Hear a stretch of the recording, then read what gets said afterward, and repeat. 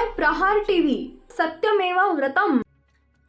राज्यात वाढत चाललेली वाहतूक कोंडी आणि शहरी प्रदूषण या गंभीर समस्यांवर नियंत्रण मिळवण्यासाठी राज्य शासनाने महत्त्वाचा निर्णय घेतलाय। राज्यात आज म्हणजेच 9 मार्चपासून नवीन ऑटो रिक्षांना परवाने देण्याची प्रक्रिया तात्पुरती थांबवण्यात आली आहे। परिवहन मंत्री प्रताप सरनाईक यांनी ही माहिती दिली आहे। मंत्रिमंडळाशी चर्चा करून आणि स्पष्ट कार्यपद्धती म्हणजेच SOP तयार केल्यानंतरच पुढे नवीन परवाने देण्याबाबत निर्णय घेतला जाईल असं त्यांनी स्पष्ट केलंय। त्यामुळे सध्या राज्यभरात नवीन ऑटो रिक्षा परवाने मिळणार नसल्याचं स्पष्ट झालंय।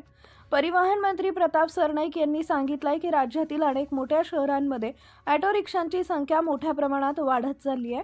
त्यामुळे वाहतुकीवर मोठा ताण निर्माण होत असून ट्रॅफिक जामची समस्या दिवसेंदिवस गंभीर होत चालली आहे।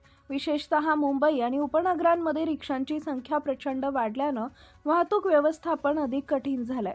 शहरांमधील रस्त्याची क्षमता आणि वाहनांची वाढती संख्या यामध्ये मोठा तफावत निर्माण झाल्यामुळे काही काळासाठी नवीन परवाने देण्याची प्रक्रिया थांबवणं आवश्यक असल्याचं सरकारचं मत आहे।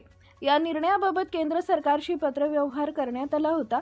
त्यानंतर वाहतूक आणि महामार्ग मंत्रालयानं राज्य सरकारला स्थानिक परिस्थितीनुसार निर्णय घेण्याचा सल्ला दिलाय। राज्यातील 5 लाखांपेक्षा जास्त लोकसंख्या असलेल्या शहरांमध्ये ऑटो रिक्षा परवान्यांबाबत निर्णय घेण्याचा अधिकार राज्य सरकारकडे असल्याचंही त्यांनी स्पष्ट केलंय।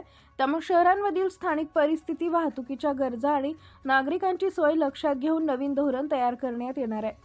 लवकरच स्पष्ट मार्गदर्शक तत्त्वे म्हणजेच SOP निश्चित करण्यात येईल। मंत्रिमंडळात चर्चा झाल्यानंतर आणि नवीन धोरण अंतिम झाल्यानंतरच राज्यात पुन्हा ऑटो रिक्षा परवाने देण्याची प्रक्रिया सुरू केली जाईल असंही परिवहन मंत्री प्रताप सरनाईक यांनी सांगितलं।